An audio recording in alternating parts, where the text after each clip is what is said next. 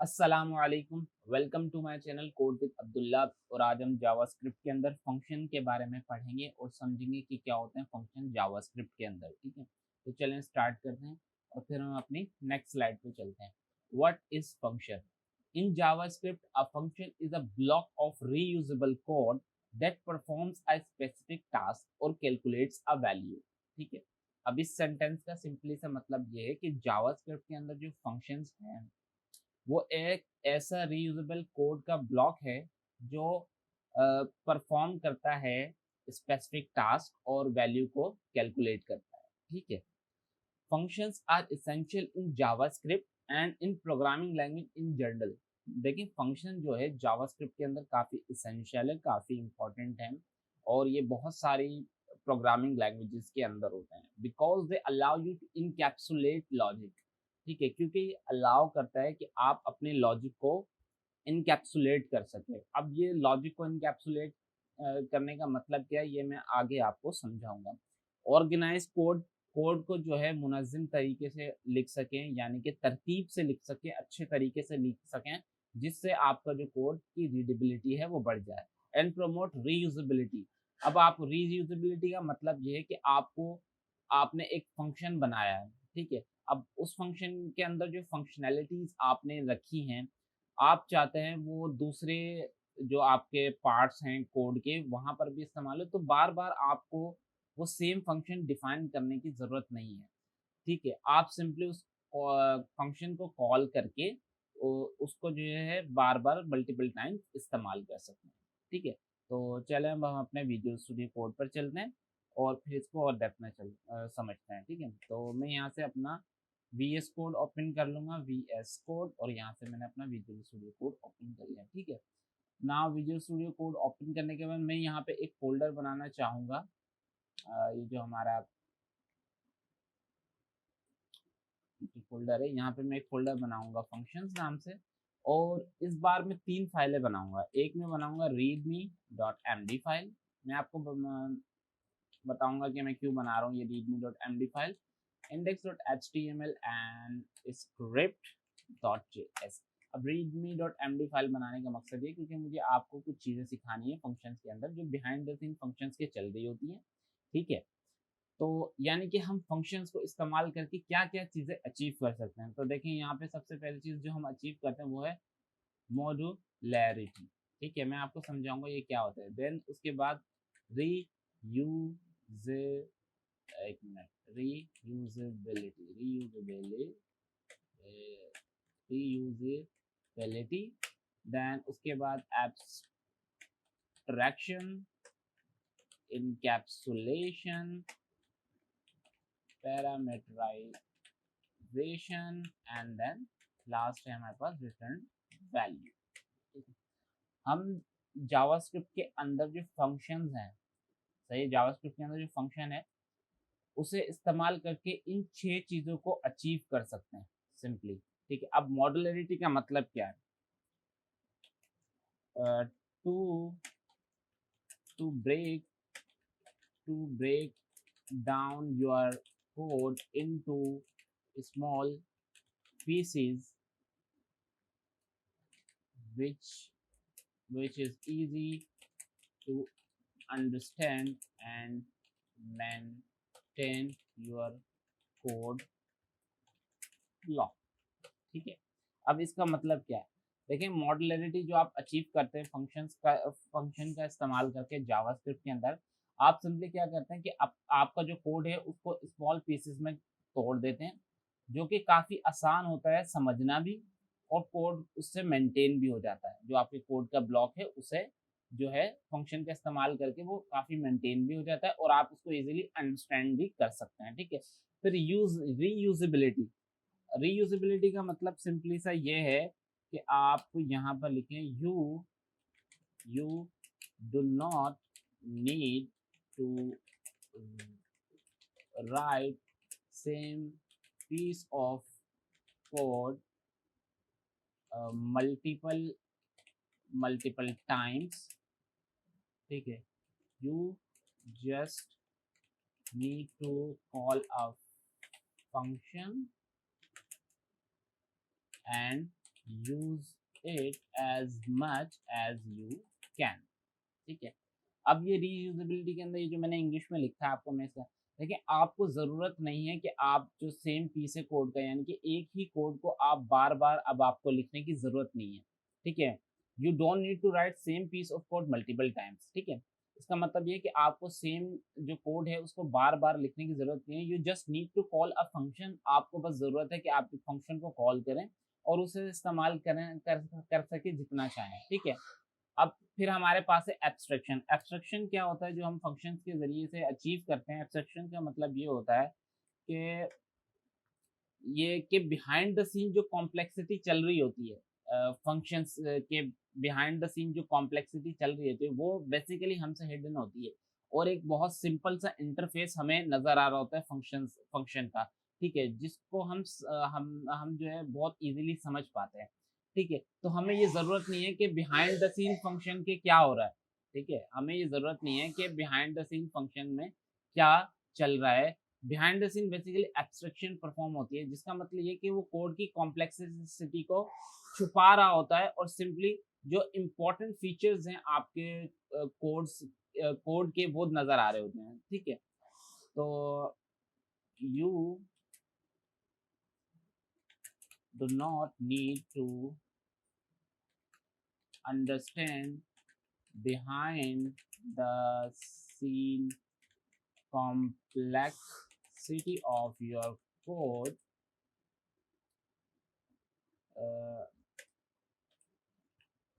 functions function provide provide pro, provide you a simple user interface which is easy to understand। ठीक है, जो कि आसान होता है समझने में। एंड ठीक है, जो कि आसान होता है समझने। देखिए, you don't need to understand behind the scene complexity. ठीक है, आप जब फंक्शन को लिखते हैं तो आपको ये जानने की जरूरत नहीं है कि बिहाइंड द सीन आपके जो फंक्शन के पीछे एब्स्ट्रैक्शन चल रही है उसकी कॉम्प्लेक्सिटी को जानने की जरूरत नहीं है आपको। Function provide you a simple user interface. Function जो है आपको एक सिंपल यूजर इंटरफेस प्रोवाइड करता है which is easy to understand, जो आसान होता है समझने में। ठीक है, जो आसान होता है आपके लिए समझने में। And show you show you important show you important features of your code that you need. ठीक है, ये एब्स्ट्रैक्शन जो हम अचीव करते हैं फंक्शन के जरिए से। देखें, आपको you don't need to understand behind the scene complexity of your code. Function के बिहाइंड द सीन एब्स्ट्रैक्शन चल रही होती है और वो काफ़ी कॉम्प्लेक्स है, तो आपको ये जानने की ज़रूरत नहीं है कि बिहाइंड द सीन क्या कॉम्प्लेक्सिटी चल रही है आपकी कोड की। Function provide you simple user interface. ठीक है, फंक्शन जो है आपको एक सिंपल सा यूजर इंटरफेस प्रोवाइड करती है which is easy to understand, जो कि आसान होता है समझना। और शो और वो शो करता है आपको सिर्फ इम्पोर्टेंट फीचर्स आपके कोड के जिसकी आपको ज़रूरत होती है। ठीक है, नाउ नेक्स्ट हमारे पास है वो है इनकैप्सुलेशन। अब मैं समझाता हूँ इनकैप्सुलेशन क्या होता है।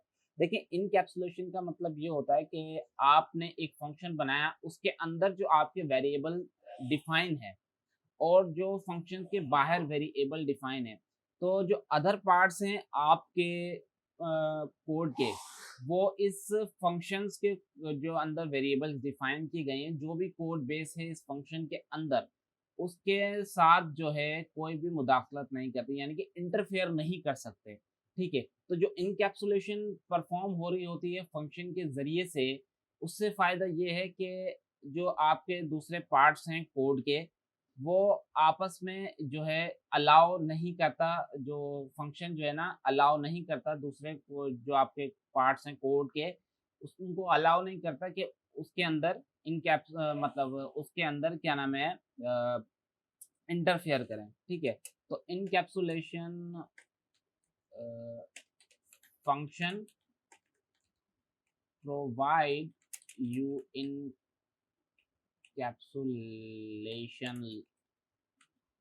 encapsulation, which means that the code of your the code of provide, देखिए function provide you encapsulation, which means that the code inside the function inside the function inside the function inside the function जो inside the function है is different. ठीक है, अभी आप ये समझ लीजिए जो है वो डिफरेंट है। ठीक है, देखें जो provide function provide encapsulation, function आपको इनकैप्सुलेशन प्रोवाइड करते हैं, which mean that the code inside the function is different. ठीक है, जो फंक्शन है क्या नाम है, फंक्शन के अंदर जो कोड है वो डिफरेंट है जो बाहर के which which do not allow the other parts of your code to interfere in it। ठीक है, देखिए फंक्शन प्रोवाइड क्या करता है, इनकैप्सुलेशन प्रोवाइड करता है, सिंपल। ठीक है, विच मीन्स जिसका मतलब है कि the code inside the function is different, जो कोड है इन फंक्शन के अंदर जो आपने कोड लिखा है वो डिफरेंट है। विच do not allow you which do not allow the other parts of your code, जो है अलाउ नहीं करता, इजाजत नहीं देता दूसरे पार्ट्स, दूसरे जो है पार्ट्स आपके जो आपके मतलब दूसरे पार्ट्स हैं कोड के, उनको अलाउ नहीं करता कि उस फंक्शन के अंदर जो कोड लिखा गया है उसके अंदर इंटरफेयर करे। यानी कि इसके सिंपली से मतलब ये, अगर आपने, मैं आपको एग्जांपल दे देता हूँ यहाँ पे, मिसाल के तौर पे आपने एक फंक्शन एक वेरिएबल बनाया लेट नेम नाम से। ठीक है, और इसके अंदर कुछ भी जैसे एक वैल्यू दे दी स्ट्रिंग में कोड। ठीक है, ये आपने फंक्शन के बाहर एक वेरिएबल बनाया। ठीक है, और फिर आपने ये फंक्शन बना लिया। ठीक है, और उसके अंदर एक नाम दे दिया जैसे नेम नाम से। ठीक है, और देन आपने ये परफॉर्म कर दिया। ठीक है, एंड यहाँ पर आपने लिखा name is equal to and यही सेम वैल्यू दे दी। अब आप ये देखें, अब देखें ये जो दूसरा जो पार्ट है, ये देखें ये दूसरा पार्ट है, ये जो आपका कोड है ये अदर पार्ट है, जो फंक्शन के बाहर जो वेरिएबल के अंदर जो वैल्यू दी है ये दूसरा पार्ट है आपके कोड का, और फंक्शन के अंदर जो आपने सेम मतलब जो वेरिएबल दिया है वो दूसरा पार्ट है कोड का। ठीक है, अब देखें इन दोनों के नेम बिल्कुल सेम है, यानी कि वेरिएबल का नाम सेम है, लेकिन क्या होगा, ये है ये ग्लोबल स्कोप है। ठीक है, जो फंक्शन के बाहर जो हम वेरिएबल डिफाइन करते हैं उसका स्कोप क्या होता है, ग्लोबल। ये फंक्शन के बाहर भी इस्तेमाल किए जा सकते हैं, फंक्शन के अंदर भी इस्तेमाल किए जाते हैं, लेकिन फंक्शन के अंदर जो वेरिएबल हम डिफाइन करते हैं उसका स्कोप होता है लोकल। ठीक है, अब ये जो वेरिएबल है ना, ये जो वेरिएबल आपने नेम नाम का वेरिएबल बनाया, इसको सिर्फ फंक्शन जानता है। ठीक है, फंक्शन को पता है कि ये जो है नाम, वो दूसरे जो आपके जो पार्ट हैं कोड को उनको अलाउ ही नहीं करेगा कि भाई आप फंक्शन मेरे अंदर इंटरफेयर करो। तो बाहर के कोड को ये पता ही नहीं है कि ये सेम नाम का वेरिएबल आपने फंक्शन के अंदर भी डिफाइन किया हुआ है। तो इससे एक तो रीडेबिलिटी भी बढ़ती है कोड की, एक तो उसके बाद अगर नेमिंग कॉन्फ्लिक्ट हो जाता है, यानी कि सेम नाम का वेरिएबल भी डिफाइन, तो उससे भी जो है ना आपको प्रिवेंट कर देता, कोई एरर आपको इंडिकेट करके नहीं दिखाता। ठीक है, अब है यहाँ पर पैरामीटराइजेशन, उसका मतलब क्या है, function use parameters to calculate values. ठीक है, फंक्शन जो है पैरामीटर्स को इस्तेमाल करता है वैल्यूज को क्या नाम है कैलकुलेट करने के लिए, and to read the data, और डेटा को रीड करने के लिए। ठीक है, जो फंक्शन है पैरामीटर किस लिए इस्तेमाल करता है, वैल्यूज को कैलकुलेट करने के लिए इस्तेमाल करता है और डेटा को रीड करने के लिए इस्तेमाल करता है। फिर है रिटर्न वैल्यू। ठीक है, फिर हमारे पास है लास्ट रिटर्न वैल्यू। अब रिटर्न वैल्यू क्या होता है, मिसाल के तौर पे आपने एक वेरिएबल बनाया फंक्शन के मतलब एक फंक्शन बनाया, पैरामीटर दिए, उसके बाद जो पैरामीटर्स के अंदर जो डेटा आया उसको आपने रिटर्न करवा दिया। ठीक है, अब जो आप डेटा रिटर्न करवा रहे हैं उसे आप बाद में इस्तेमाल करना चाहते हैं। इससे पता क्या होता है, जब आप रिटर्न यूज करते हैं, ये रिटर्न आपको मदद देगा कि आप अपने जो दूसरे पार्ट हैं कोड के उनके साथ एक कनेक्शन बना ले, मतलब उनसे जो है ये जो है बातचीत कर सकते हैं, कर पाएगा, और ये जो रिटर्न वैल्यू आपने दी है आप उसको यूज कर पाएंगे अपने दूसरे पार्ट के अंदर, यानी कि जो दूसरे पार्ट हैं कोड के उनसे उनके अंदर भी आप इसको इस्तेमाल कर पाएंगे। ठीक है, तो मुझे नहीं लगता कि मुझे अब लिखने की ज़रूरत है, या फिर भी मैं लिख देता हूँ return is used to make a connection between the other parts of your code। ठीक है, बस इतना मैंने लिख दिया और मैं उम्मीद करता हूँ कि आपको इतना यहाँ तक समझ आ गया होगा। ठीक है, तो ये चीज़ें आपको समझ आ गई। ना अब मैं index.html की फाइल पे आऊँगा और जल्दी से यहाँ पे HTML:5 लिख के बॉयलर प्लेट जनरेट कराऊंगा। बॉयलर प्लेट जनरेट करवाने के बाद यहाँ पे मैं एक h1 दूंगा और यहाँ पे लिख दूंगा फंक्शन इन जावास्क्रिप्ट, और यहाँ पे अपनी जावास्क्रिप्ट की फाइल को अटैच तो स्क्रिप्ट सोर्स और script.js। ठीक है, फाइल मैंने अटैच करवा ली। देन राइट क्लिक करके ओपन विद लाइव सर्वर करूंगा एंड यू कैन सी यहाँ पर फंक्शन इन जावास्क्रिप्ट यहाँ पर आ रहा है लिखा हुआ। ठीक है, फंक्शन इन जावास्क्रिप्ट। ठीक है ना, मैं इसको रिमूव कर रहा हूँ क्योंकि हम सारे डॉक्यूमेंट्स के अंदर देखेंगे तो ये थोड़ा अजीब लगेगी हेडिंग। ठीक है, नाउ अब हम चलते हैं अपने जावास्क्रिप्ट के कोड पर। देखिए, अब मैं आपको समझाता हूँ कि बेसिक तरीका क्या है फंक्शन को लिखने का। देखिए, जब भी आप फंक्शन बनाना चाहते हैं तो सबसे पहले आपने एक कीवर्ड लिखना होगा। वो कीवर्ड क्या है? फंक्शन। ठीक है, सबसे पहले आपने कीवर्ड लिखना है फंक्शन, उसके बाद फंक्शन का नाम लिखना है। तो मैंने फंक्शन का नाम जैसे दे दिया माय नेम, ये मेरे फंक्शन का नाम है। एंड देन मुझे राउंड ब्रैकेट्स लगाने, राउंड ब्रैकेट्स लगाने के बाद मुझे कर्ली ब्रैकेट्स लगाने एंड देन ओपन करना। ठीक है, ये मैंने फंक्शन डिफाइन कर दिया। नाउ मैं यहाँ पे लिखूंगा document dot write and then यहाँ पे मैंने लिख दिया जैसे अब्दुल्ला। ठीक है, यहाँ पे मैंने अपना नाम लिख दिया अब्दुल्ला। ठीक है, और अब मैं यहाँ पे फंक्शन को कॉल करूंगा माय नेम। ठीक है, सिंपली अब देखें ये जो मैंने लिखा है ये सिंपल बेसिक तरीका है फंक्शन को लिखने का। ठीक है, देखिए यहाँ पे मैंने फंक्शन कीवर्ड लिखा, फंक्शन का नाम दिया एंड राउंड ब्रैकेट्स दिया।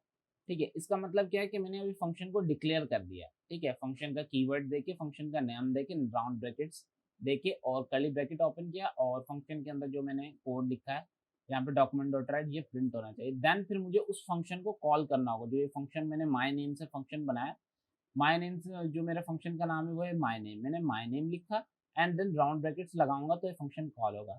अगर मैं ये फंक्शन को कॉल नहीं करूंगा तो कुछ भी प्रिंट नहीं होगा। अभी तो प्रिंट हो जाएगा, ये देखें अभी प्रिंट हो रहा है अब्दुल्ला। ठीक है, लेकिन अगर मैं ये फंक्शन को कॉल ही ना करूं और अब फाइल को सेव कर दूं तो यहाँ पर देखें अभी कुछ भी प्रिंट नहीं होगा। ठीक है, तो इतनी बात आपको समझ आ गई कि फंक्शन को कॉल करना जरूरी है। ठीक है, अब हमने जो है ना अभी बेसिक तरीका सीख लिया फंक्शन को लिखने का। ठीक है, अब उसके बाद हम सीखेंगे फंक्शन विद पैरामीटर्स। ठीक है, तो मैं यहाँ पे लिख देता हूँ फंक्शन विद पैरामीटर्स। ठीक है, अब फंक्शन विद पैरामीटर हम कैसे इस्तेमाल करते हैं पैरामीटर को फंक्शन को? वही सिंपली फंक्शन का कीवर्ड लिखेंगे, फंक्शन का नाम जैसे मैंने दे दिया सम, मैं सम करवाना चाहता हूँ, दो पैरामीटर दे देता हूँ ए एंड बी। ठीक है, एंड देन यहाँ पे लिख देता हूँ डॉक्यूमेंट डॉट राइट, और यहाँ पे लिख देता हूँ ए प्लस बी, और मैं आपको भी समझाऊंगा ये कोड कैसे काम कर रहा है, और यहाँ से मैं वैल्यू को भेजूंगा कि मुझे 12 और 3 को भेजना है। अब देखिए ये कोड काम कैसे करता है। देखिए यहाँ पे सबसे पहले मैंने एक फंक्शन बनाया, फंक्शन कीवर्ड लिखा, सम नाम से एक फंक्शन बनाया, दो पैरामीटर दिए राउंड ब्रैकेट्स के अंदर। देखिए राउंड ब्रैकेट्स के अंदर जो वेरिएबल्स लिखे जाते हैं, आप इसको फिलहाल के लिए वेरिएबल ही समझ लीजिए, जो भी हम देते हैं उसे हम क्या कहते हैं? पैरामीटर। देन उसके बाद मैंने डॉक्यूमेंट डॉट राइट में लिखा ए प्लस बी। ठीक है, यानी कि जो भी इन दोनों के अंदर वैल्यूज आए उनके बीच में एडिशन करवा देना। जब मैं फंक्शन को कॉल करूंगा यहाँ से मुझे वैल्यू भेजनी है। ठीक है, इन दो पैरामीटर्स के अंदर, तो मैंने पहले भेजी 12 फिर भेजी 3। जो 12 है वो ए के अंदर चला जाएगा। यहाँ से जब मैंने सम को कॉल किया, सम नाम के फंक्शन को, यहाँ पे मैंने 12 लिखा, वो 12 उठ के कहाँ जाएगा? ए के अंदर जाएगा। देन 3 उठ के कहाँ जाएगा? बी के अंदर। फिर जब ये यहाँ पर आया, जब ये पैरामीटर के अंदर वैल्यूज आई, तो मैंने यहाँ पे बोला डॉक्यूमेंट डॉट राइट के अंदर जो ए की वैल्यू आई है, ए की वैल्यू क्या आई है? 12, और प्लस करवा दो बी की वैल्यू जो आई है, बी की वैल्यू क्या है? 3। तो ये क्या हुआ 15। अब जैसे 15 यहाँ पे इसने एडिशन परफॉर्म की, उसने फिर वापस इस फंक्शन को क्या किया, कॉल किया। तो अभी हमें क्या दिखने वाला है, 15 प्रिंट होता है। ठीक है, तो फंक्शन विद पैरामीटर्स को हम इस तरह इस्तेमाल करते हैं। ठीक है, पैरामीटर्स इस तरह इस्तेमाल करते हैं फंक्शन के। नाउ जो लास्ट चीज है वो function with return value. Function मैं लिख देता हूँ, फंक्शन विद रिटर्न वैल्यू। ठीक है, नाउ सिंपली हमें क्या करना है, मुझे एक फंक्शन लिखना है। मैंने एक फंक्शन लिखा, यहाँ पे सम लिखा, ठीक है, और यहाँ पे मैंने लिखा a कॉमा बी, सेम जो हम ऊपर कर रहे थे वही कर रहे हैं। ठीक है, और डॉक्यूमेंट डॉट राइट, और यहाँ पे वही a प्लस बी जो हमने ऊपर किया था, सेम कोड, और यहाँ पे मैंने सम को कॉल किया। ठीक है, और अभी रुकिएगा, सम को कॉल किया और यहाँ पे मैंने लिखा 12 एंड 10। ठीक है, अभी तो देखिए अभी ये प्रिंट होगा, मैं अभी आपको समझाता हूँ। देखिए अभी ये प्रिंट होगा, अभी ये प्रिंट क्या कर रहा है 22। लेकिन अगर मैं डॉक्यूमेंट डॉट राइट को हटाकर यहाँ पर रिटर्न a प्लस बी कर दूँ ना, और अभी शायद आपको लग रहा हो कि अभी भी 22 प्रिंट होगा, लेकिन ऐसा नहीं है, अभी कुछ प्रिंट नहीं होने वाला। ठीक है, जब भी हम रिटर्न करते हैं किसी भी पैरामीटर को, यानी कि फंक्शन के अंदर कुछ भी हम रिटर्न करते हैं, तो उसको हमें एक वेरिएबल के अंदर स्टोर करवाना पड़ता है। ठीक है, तो मैं यहाँ पे एक लिख देता हूँ कॉन्स, और यहाँ पे मैं ऐड नाम से एक वेरिएबल देता हूँ। ठीक है, अब जो एडिशन, जब फंक्शन कॉल हुआ उस सम के अंदर एक एडिशन आ चुका है, और वो जो एडिशन हुआ है यहाँ पर वो इस ऐड वेरिएबल के अंदर आ चुका है। ठीक है, अब मैं अगर डॉक्यूमेंट डॉट राइट लिख के ऐड को प्रिंट करवाऊँ ना, अब हमारे पास 22 प्रिंट होके आएगा। ये देखिए अब हो रहा है प्रिंट, यहाँ पे देखें अब 22 प्रिंट हो रहा है। ठीक है, अब देखें, अब मैं इसको और लॉजिकल तरीके से आपको समझाऊंगा, और अच्छे तरीके से आपको समझाता हूँ। देखें, अब ये जो मैंने सम किया है ना, यहाँ पे मैं पैरामीटर्स को चेंज कर रहा हूँ। फंक्शन सम नाम से ही रहने वाला है। मान लो एक स्टूडेंट ने मार्क्स लिए हैं, ठीक है, इंग्लिश के अंदर मार्क्स लिए हैं, मैथ्स के अंदर मार्क्स लिए हैं, और फिजिक्स के अंदर मार्क्स लिए हैं। अब यहाँ पर मैं उन तीनों का एडिशन करवाने वाला हूँ। ठीक है, तो मैं बोलूँगा भाई English plus maths plus physics. ठीक है, आप इन तीनों का एडिशन कर दीजिए, और यहाँ से आप इनकी वैल्यूज़ में चेंज करूँगा। इनकी वैल्यूज़ में चेंज करेंगे, भाई इंग्लिश में उसने लिए हैं 70, मैथ्स में उसने लिए हैं 85, और फिजिक्स में उसने लिए हैं मान लो 92। ठीक है, ये मार्क्स लिए। अभी आपको पता है सिंपली एडिशन होकर आ जाएगा। ठीक है, ये देखें 247 हमारा एडिशन होकर आ चुका है। ठीक है, और देखिए हमने सिंपली एक फंक्शन बनाया और 3 सब्जेक्ट्स के नाम दिए, इंग्लिश मैथ फिजिक्स। यहाँ पे रिटर्न करवा के उन जो वैल्यूज़ हम यहाँ सम के क्या नाम है, फंक्शन को कॉल करके जो वैल्यूज़ भेज रहे हैं वो इन पैरामीटर्स के अंदर आए, और यहाँ पर आकर इनका एडिशन हो गया। जब एडिशन हुआ वो वापस सम के अंदर आया, और वो उसने स्टोर कर लिया ऐड वेरिएबल के अंदर, और यहाँ पे हमने डॉक्यूमेंट डॉट राइट के अंदर उसको प्रिंट करवा दिया। ठीक है, अभी तो ये हमें प्रिंट होके दिया। अब मान लो मुझे इनकी परसेंटेज निकालनी है इस स्टूडेंट की, तो मैं सिंपली क्या लिखूंगा, फंक्शन परसेंटेज, एंड देन यहाँ पे एक पैरामीटर पास कर दूंगा, जैसे टोटल नंबर, या ऑब्टेन मार्क्स कर देता हूँ। ठीक है, तो मैं लिख देता हूँ ऑब्टेन मार्क्स नाम से वेरिएबल, और पैरामीटर मैंने बना दिया, नॉट अ वेरिएबल पैरामीटर। ठीक है, और यहाँ पे मैंने बोला कि आप ऐसा करें, रिटर्न कर दीजिए ऑब्टेन मार्क्स डिवाइडेड बाय, और टोटल जो हमारे सब्जेक्ट के मार्क्स थे वो ये हैं, और मल्टीप्लाई कर दीजिए आप 100 से। ठीक है, आपने ये करना है, मल्टीप्लाई किससे करना है, आपने 100 से करना है। नाउ इतना होने के बाद आप ऐसा करें कि यहाँ पर आने के बाद आप एक कॉन्स स्टूडेंट और स्टूडेंट परसेंटेज नाम से एक वेरिएबल बना रहा हूँ, एंड देन यहाँ पर मैं जो मेरी जो फंक्शन है परसेंटेज उसको मैं कॉल कर रहा हूँ। अभी जैसा मैं कर रहा हूँ आप वैसे कीजिए, फिर मैं आपको समझाता हूँ। ठीक है, एंड देन यहाँ पर मैं अपना जो ऐड है उसको दे दूंगा। ठीक है, देन उसके बाद ये जो मेरा वेरिएबल स्टूडेंट पर नाम से बनाया है मैंने, इसको मैं यहाँ पर कॉल कर दूंगा। ठीक है, और मैं अभी आपको समझाऊंगा कि हो क्या रहा है कोड के अंदर। ठीक है, तो चलें चलते हैं। देखें अभी हमें क्या दे रहा है, 82% बता रहा है, 82.33 ये हमें परसेंटेज बता रहा है। अब देखिए ये कोड काम कैसे कर रहा है। देखिए सबसे पहले जो हमने क्या किया था आपको पता है, एक फंक्शन बनाया था सम नाम से, 3 पैरामीटर्स दिए थे उसे, इंग्लिश, मैथ्स और फिजिक्स नाम से, और उसके अंदर हमने उनको रिटर्न करवा के उन तीनों का एडिशन करवाया है। सही है, ठीक है, एडिशन करवाया। उसके बाद यहाँ से हमने कॉन्स्ट ऐड नाम से एक वेरिएबल बनाया, अपने सम फंक्शन को कॉल किया और यहाँ से 3 वैल्यूज को हमने भेजा। यानी कि जो इंग्लिश, मैथ, फिजिक्स में हमारे स्टूडेंट ने नंबर्स लिए थे, वो नंबर्स हमने यहाँ दिए, वो तीनों नंबर्स उठ के इन 3 पैरामीटर्स के अंदर आए, और इन 3 पैरामीटर्स के अंदर आने के बाद उन तीनों का यहाँ पर एडिशन हुआ। एडिशन जब हो गया, वो वापस हमारे सम फंक्शन के अंदर आए और हमने उसको ऐड नाम के वेरिएबल के अंदर स्टोर करवा लिया, जिससे ये फायदा हुआ कि सारा एडिशन होके हमारा ऐड वेरिएबल के अंदर स्टोर हो गया। ठीक है, जितना भी एडिशन था वो हमारा ऐड वेरिएबल के अंदर आ गया। फिर हमने क्या करा, फिर हमने एक फंक्शन बनाया परसेंटेज नाम से, यहाँ पर हमने ऑब्टेन मार्क्स नाम से एक पैरामीटर दिया। अब आपको पता है कि परसेंटेज निकालने का तरीका क्या है, मतलब स्टूडेंट ने जो मार्क्स लिए हैं, ठीक है, यहाँ पे हमने लिखा ऑब्टेन मार्क्स डिवाइडेड बाय 300, यानी कि कितने में से कितने मार्क्स लिए हैं स्टूडेंट ने। ठीक है, तो सबसे पहले हमने ऑब्टेन मार्क्स लिए डिवाइडेड बाय जो टोटल मार्क्स है हमारे, वो हमने दिए यहाँ पे 200 और उसको मल्टीप्लाई कर दिया 100 से। ठीक है, अब उसके बाद हमने क्या करा, यहाँ पे परसेंटेज के अंदर ऐड को कॉल कर दिया।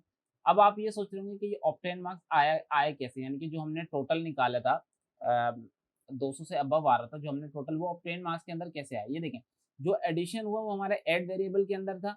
यहाँ पे हमने जब परसेंटेज को कॉल किया, हमने बोला भाई परसेंटेज का जो हमारा फंक्शन है उसे कॉल कर दो। कॉल करने के बाद जो एडिशन आया उस परसेंटेज फंक्शन के अंदर डाल दो। जो एडिशन हुआ, जो इन तीनों का जो सम निकला, वो 8 वेरिएबल के अंदर था पहले। फिर हमने परसेंटेज नाम से जो हमने फंक्शन बनाया था उसको कॉल करके उसके अंदर ये ऐड भेज दिया। जब वो एडिशन हमने यहाँ पर भेजा, इन तीनों का सम हमने इस यहाँ पर परसेंटेज के फंक्शन के अंदर भेजा, वो इस ऑब्टेन मार्क्स के अंदर आ गए। एडिशन, पूरा एडिशन इस ऑब्टेन मार्क्स के अंदर आया, और यहाँ ऑब्टेन मार्क्स के अंदर आने के बाद हमने उसको एक फार्मूला यूज कर लिया परसेंटेज का, कि obtain marks divided by 300 multiply by 100, and then जब ये उसने परसेंटेज यहाँ पर निकाल ली, वापस परसेंटेज इधर आ चुकी है हमारी, और वो स्टोर हो चुकी है स्टूडेंट पर नाम के वेरिएबल के अंदर, और हमने डॉक्यूमेंट डॉट राइट के अंदर स्टूडेंट पर को प्रिंट करवा दिया, और फिर इस तरह हमारे जो परसेंटेज है वो प्रिंट होकर आ गए कि 82.33 हमारी परसेंटेज आ रही है। तो उम्मीद करता हूँ मैं आपको आज की मेरी वीडियो पसंद आई होगी, और अगर वीडियो पसंद आई है तो प्लीज़ लाइक करें, शेयर करें, सब्सक्राइब करें। Thank you for watching this video. अल्लाह हाफिज़।